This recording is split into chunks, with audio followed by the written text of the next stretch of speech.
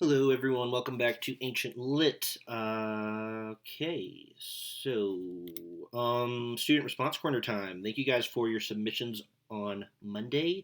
We'll look at half of them now, and we'll look at half of them on Friday. So these are just the first ones that came in. I just picked random, or I didn't pick randomly. Yeah. I think this is the first four that got entered in, so I grabbed them so we can look at them. Thank you for that, and we'll get to the other ones Friday. But let's see. So this first person, anonymous person, is saying, "I think the ending of the book could go in either one of two directions.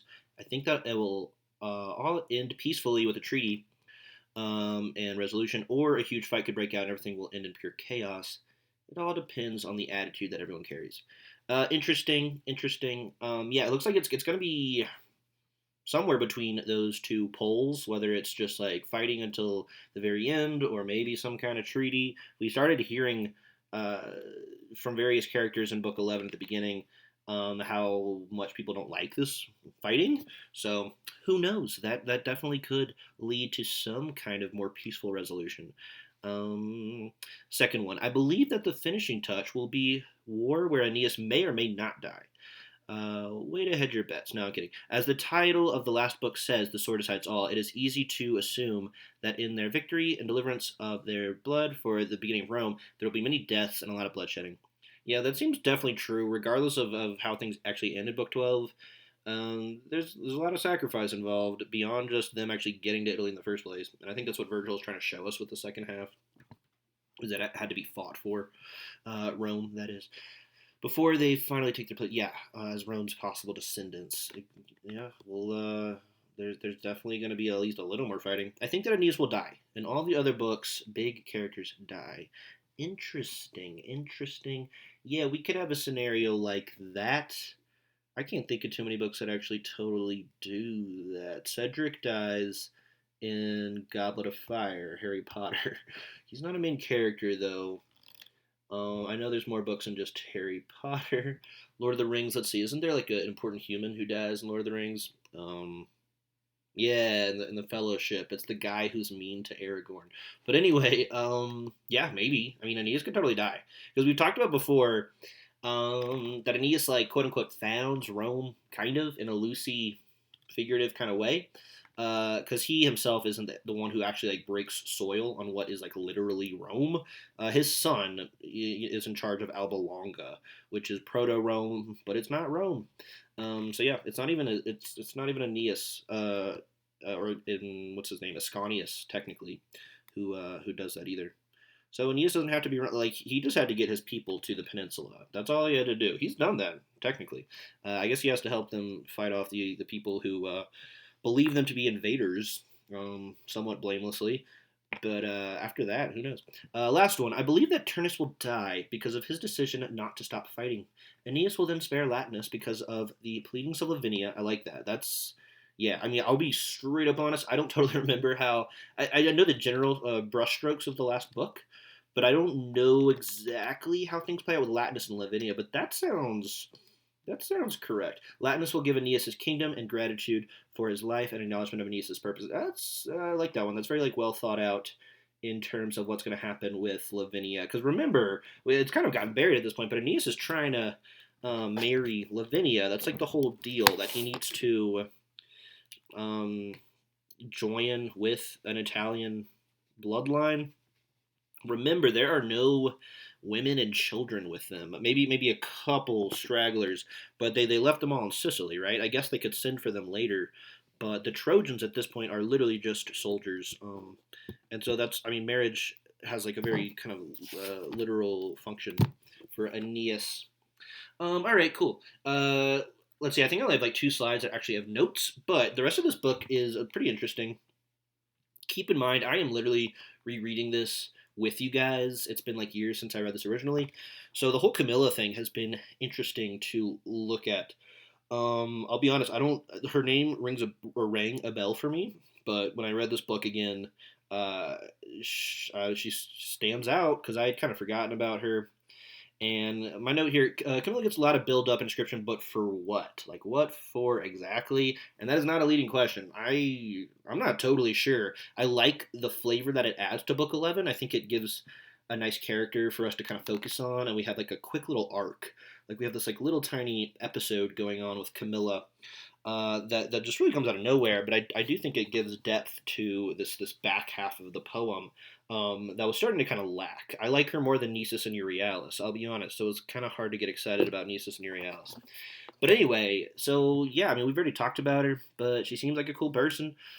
She has archery gifted her by Diana. Okay, it says in the top text box. How many dying bodies do you spread out on the earth? Who was the first and who was the last? That's a trope. And they don't actually, I don't think they actually start a epic catalog there of all of her victims, but they are describing her just wreaking havoc on the Trojans. So yeah, she's a very interesting villain, I guess. Like she's a villain, and yet I think we're like made to sympathize with her, which is really interesting and still kind of weird to me. It's kind of a puzzle. I don't totally know what Virgil's game is. Still in the woods, you thought, and flushing game, my fine Etruscan hunter. Well, the day has come.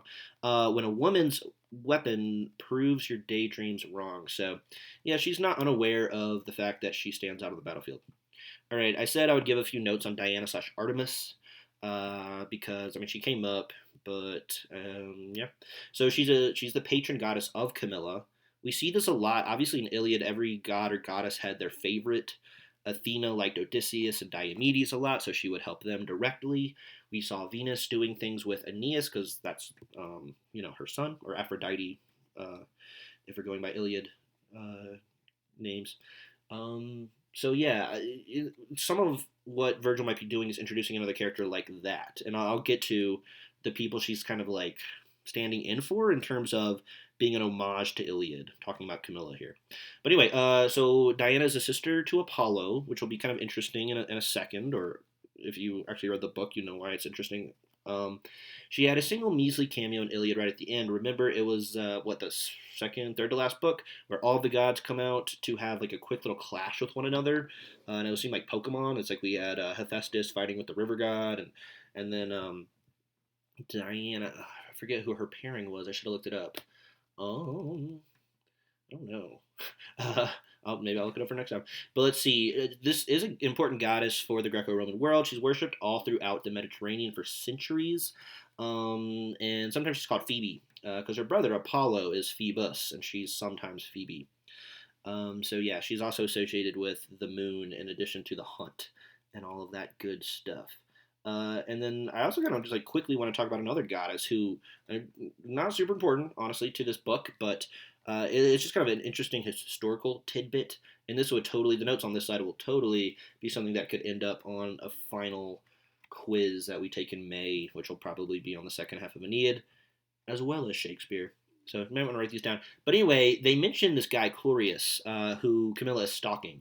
Chlorius is sacred to the goddess Cybele. I have never seen this spelling before, but apparently that is a spelling for this goddess who I do know about previously, Cybele, or Magna Mater. Mater is this important goddess for Rome. And yeah, it's just mentioned there.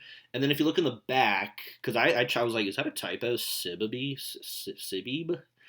I should look at the pronunciation. They have a pronunciation guide in there. But she's actually mentioned in book 11. Virgil does some work to connect this goddess to Rome.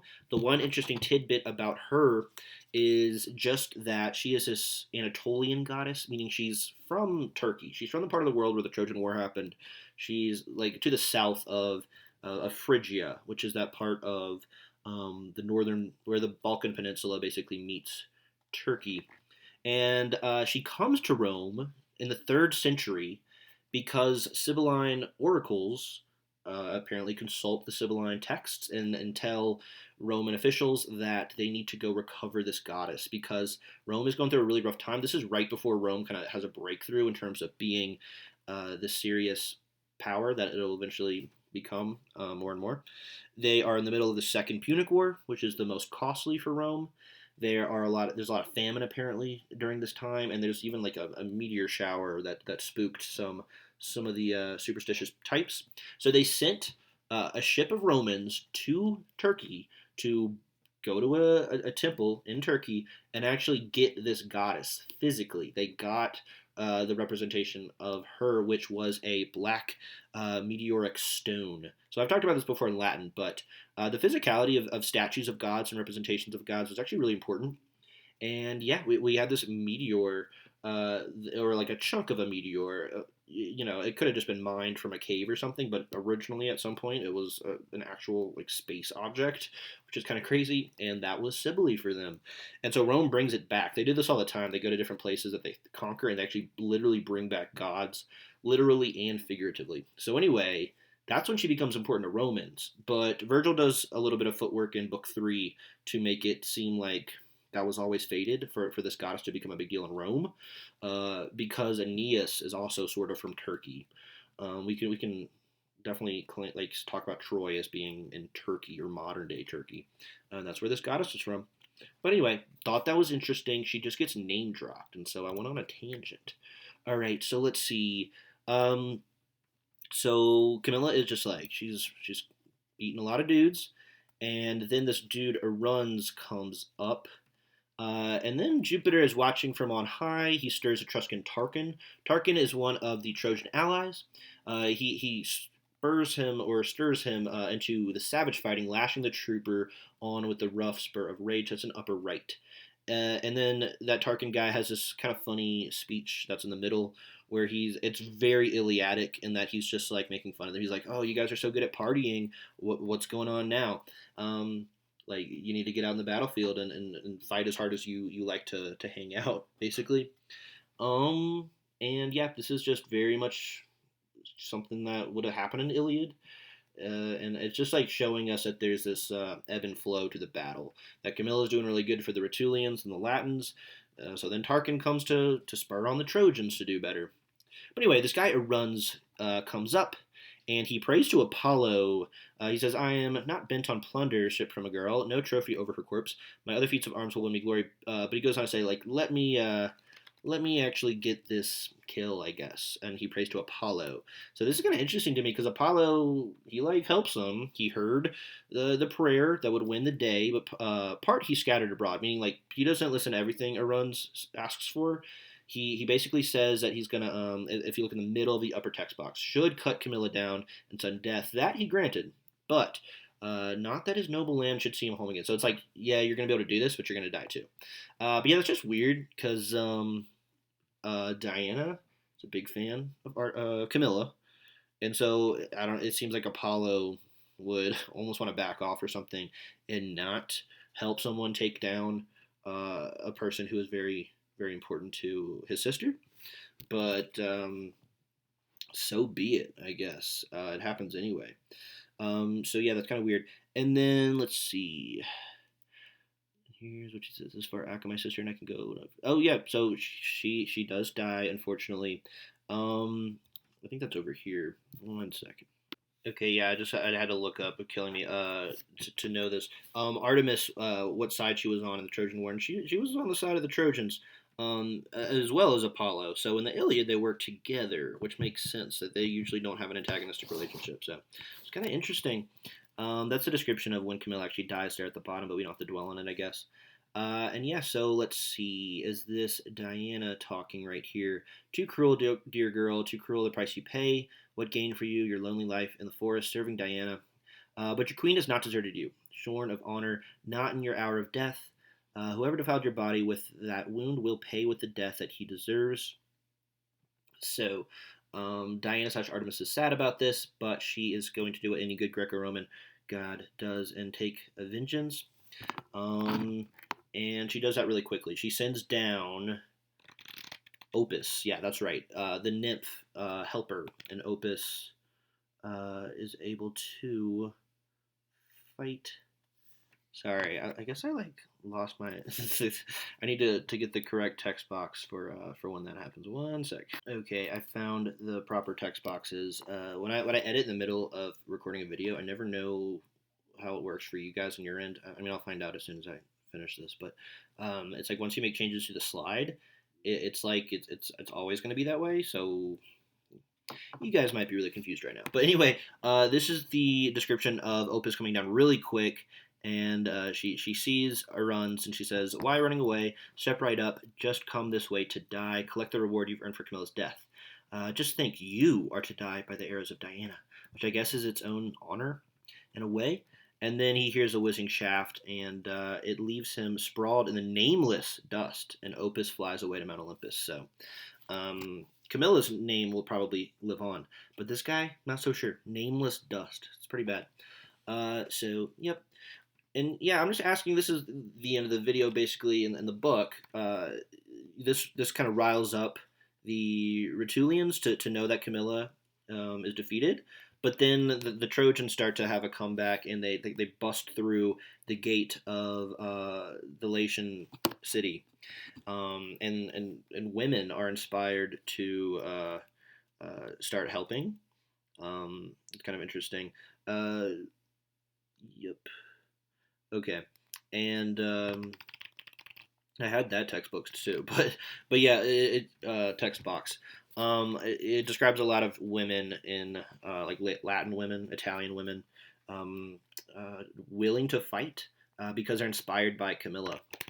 I guess I'll have that. I'll show you that text on Friday.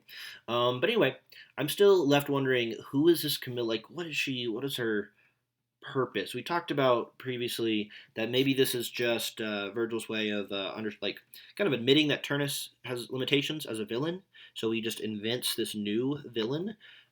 Just like he just cooks her up real quick and puts her in there so that we have an exciting clash in book 11 so that they can let Turnus kind of like hang out and not be central before his finale, which we figure will happen next book. It could be that. We can't tell if Camilla was something Virgil invented or if it's some really obscure Italian mythical figure that he's aware of that was super obscure. We're not sure. So if you remember this guy Sarpedon, you probably don't remember. But Sarpedon was a guy who he died at some point in Iliad, and then he came back to life. And then Patroclus kills him again, and Zeus, he's Zeus's son, and Zeus has a lot of trouble letting him die, but he does it anyway. And and then there's a fight over his armor, and he's almost like the Trojan version of Patroclus. So are we getting a little bit of a Sarpedon character? Is it a reverse Patroclus? She's not like Hector. But yeah, her death feels significant, even though she literally was only alive for like 5 pages. Anyway, I don't know. Interesting. Okay, it is time for the finale, guys. This is pretty exciting. The last book is like 30 pages, so if we read 10 pages for Friday, and you're welcome for going at a glacial pace with all of this, then we can do the second, third on Monday, and then maybe we'll figure it out. But maybe next Wednesday we'll have like a Zoom class instead of a video on Wednesday where we'll read the end of the poem. I don't know. We'll see, and then we'll wrap up Aeneid, and then the following week will be, I think, the third to last week. That'll be like the first or second week of May, and that'll all be for Shakespeare and Julius Caesar. So that's exciting.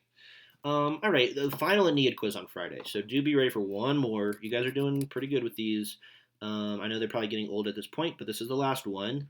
Because once you finish 12, you'll only be quizzed on that in terms of like a multiple choice quiz, like we often do. And like I mentioned earlier in the vid, that'll be mixed with stuff about Shakespeare, and like that'll be our final. So anyway, read those first 10 pages. Get excited, guys. I will share more predictions on Friday, and have a good rest of your day. Thank you.